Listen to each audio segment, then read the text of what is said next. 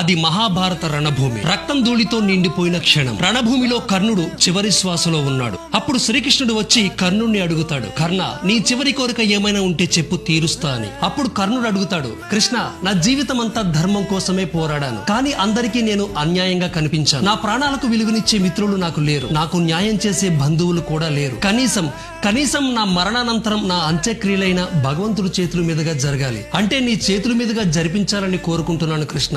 ఎందుకంటే నా జీవితం అంతా నన్ను ఎవరు పూర్తిగా అర్థం చేసుకోలేకపోయారు. నా గురించి పూర్తిగా తెలిసింది నీ ఒక్కడికి మాత్రమే.